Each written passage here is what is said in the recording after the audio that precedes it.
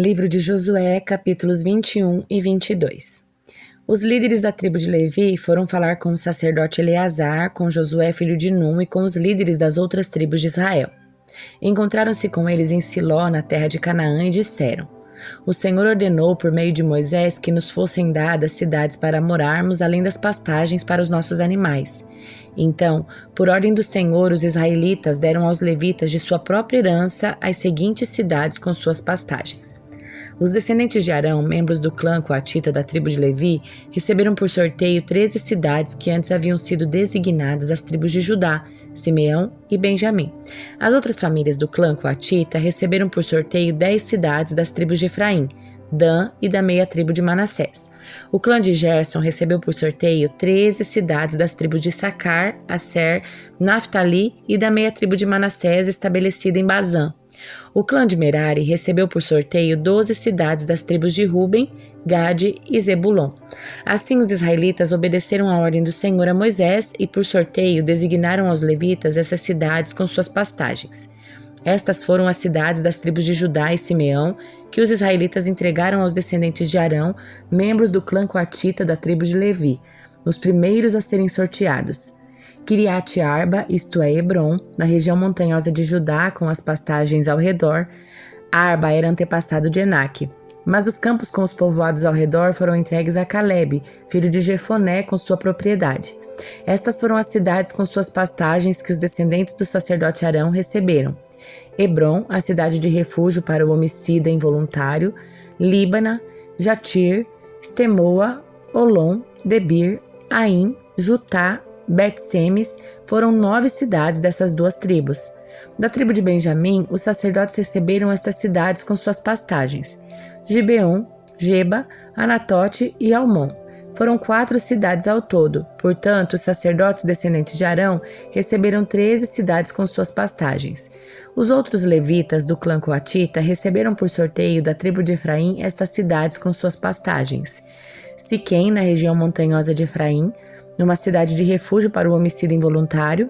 Gezer, Kibzaim e Bet-Horon, foram 4 cidades. Estas foram as cidades com suas pastagens entregues aos sacerdotes pela tribo de Dan. Euteque, Gibeton, Aijalon e Gat-Rimon, foram 4 cidades. Da meia tribo de Manassés, os sacerdotes receberam estas cidades com suas pastagens: Taanaque e Gat-Rimon, foram 2 cidades. Ao todo, portanto, foram entregues aos outros clãs coatitas 10 cidades com suas pastagens. Os descendentes de Gerson, outro clã da tribo de Levi, receberam da meia tribo de Manassés estas cidades com suas pastagens: Golã, em Bazã, uma cidade de refúgio para o homicida involuntário, e Beet-Terá. Foram 2 cidades. Da tribo de Sacar receberam estas cidades com suas pastagens: Quizion, Daberate, Jarmute e Enganim. Foram 4 cidades. Na tribo de Azer receberam estas cidades com suas pastagens: Misal, Abdon, Eucate e Reobe. Foram 4 cidades. Da tribo de Naftali receberam estas cidades com suas pastagens: Quedes, na Galileia, a cidade de refúgio para o homicida involuntário, Amot-Dor e Cartã. Foram 3 cidades.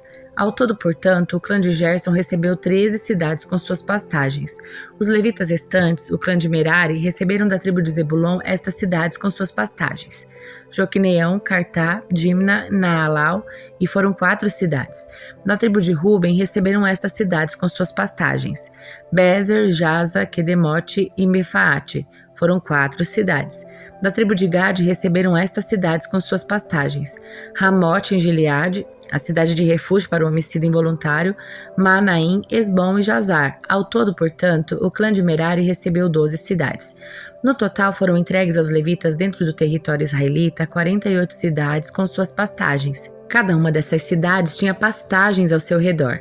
Assim o Senhor deu a Israel toda a terra que havia jurado dar a seus antepassados, e eles tomaram posse dela e nela se estabeleceram. O Senhor lhes deu o descanso de todos os lados, como havia prometido solenemente a seus antepassados. Nenhum dos seus inimigos resistiu a eles, pois o Senhor os ajudou a conquistar todos os seus adversários. Nenhuma das boas promessas que o Senhor fez à família de Israel ficou sem se cumprir. tudo o que ele tinha dito se realizou. Então Josué convocou as tribos de Ruben e Gade e a meia tribo de Manassés e lhes disse: Vocês fizeram tudo o que Moisés, servo do Senhor, mandou e obedeceram a todas as minhas ordens. Durante todo esse tempo e até hoje não abandonaram seus irmãos das outras tribos e tiveram o cuidado de obedecer a tudo que o Senhor seu Deus ordenou. Agora o Senhor seu Deus concedeu descanso a seus irmãos como prometeu a eles. Portanto, voltem para casa, para a terra que Moisés, servo do Senhor, lhes deu como sua propriedade do outro lado do Rio Jordão. Mas tenham muito cuidado de cumprir todos os mandamentos e a lei que Moisés, servo do Senhor, lhes deu. Amem o Senhor seu Deus, andem em todos os seus caminhos, obedeçam seus mandamentos, apeguem-se a ele firmemente e sirvam-no de todo o coração e de toda a alma. Então Josué os abençoou e se despediu deles, e eles foram para casa. Moisés tinha dado o território de Bazã, a leste do Rio Jordão, à meia tribo de Manassés.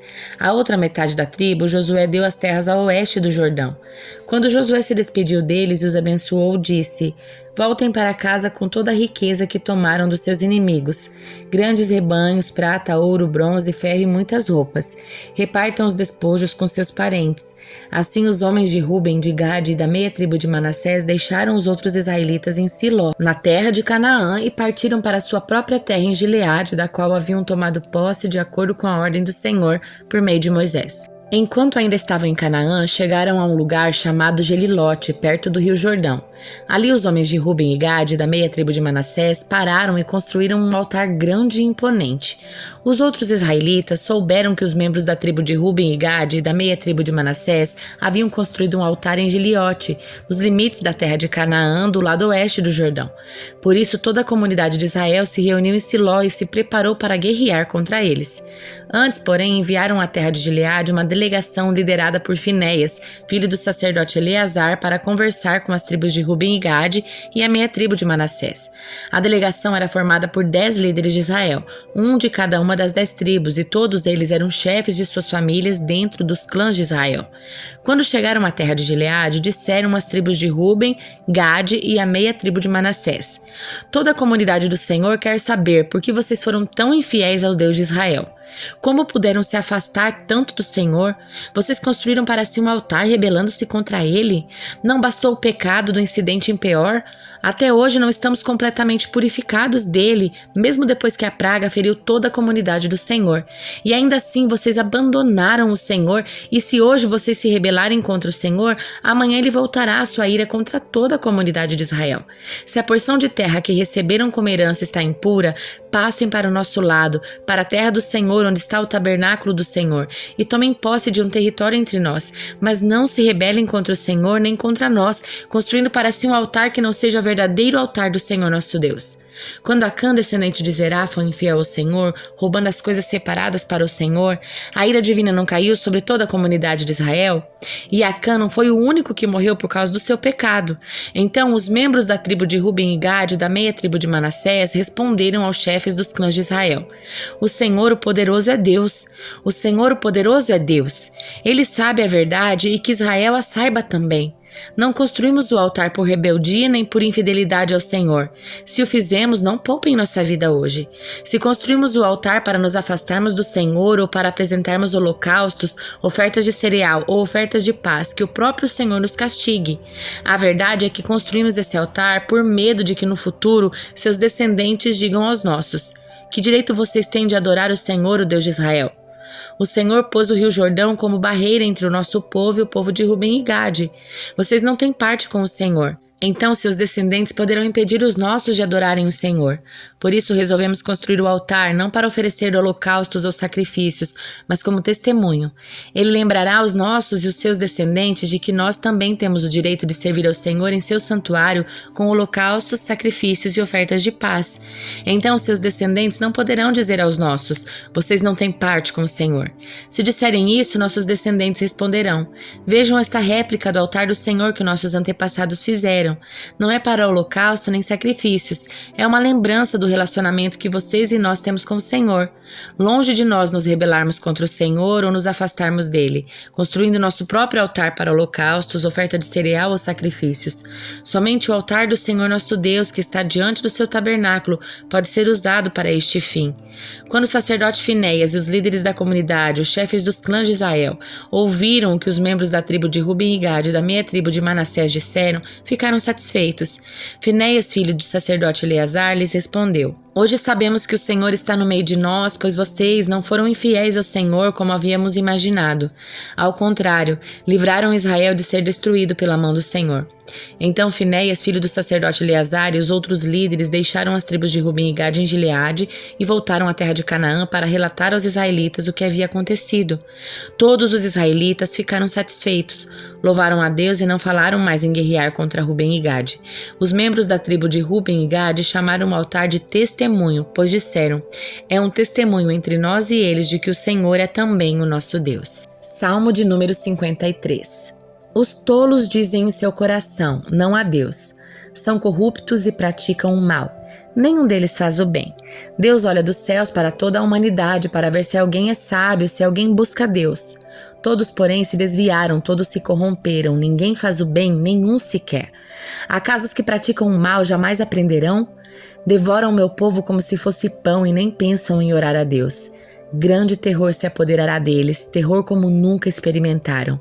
Deus espalhará os ossos dos que atacam seu povo. Serão humilhados, pois Deus os rejeitou. Quem virá do monte Sião para salvar Israel? Quando Deus restaurar seu povo, Jacó dará gritos de alegria e Israel exultará. Livro de Atos, capítulo 16. Paulo foi primeiro a Derbe, depois a Listra, onde havia um jovem discípulo chamado Timóteo. A mãe dele era uma judia convertida e o pai era grego. Os irmãos em Listra e em Icônio o tinham em alta consideração, de modo que Paulo pediu que ele os acompanhasse em sua viagem. Em respeito aos judeus da região, providenciou que Timóteo fosse circuncidado antes de partirem, pois todos sabiam que o pai dele era grego. Em toda a cidade por onde passavam, instruíam os irmãos a seguirem as decisões tomadas pelos apóstolos e presbíteros em Jerusalém. Assim, as igrejas eram fortalecidas na fé e cresciam em número a cada dia. Em seguida, Paulo e Silas viajaram pela região da Frígia e da Galácia, pois o Espírito Santo os impediu de pregar a palavra na província da Ásia. Então, chegando à fronteira de Mísia, tentaram ir para o norte em direção a Bitinia, mas o Espírito de Jesus não permitiu.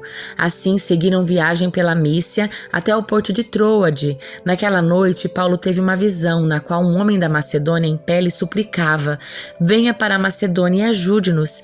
Então decidimos partir de imediato para a Macedônia, concluindo que Deus nos havia chamado para anunciar ali as boas novas. Embarcamos em Troade e navegamos diretamente para a ilha de Samatrácia, e no dia seguinte chegamos a Neápolis. Dali alcançamos Filipos, cidade importante dessa região e da Macedônia e colônia romana, e ali permanecemos vários dias. No sábado saímos da cidade e fomos à margem do rio, onde esperávamos encontrar um lugar de oração.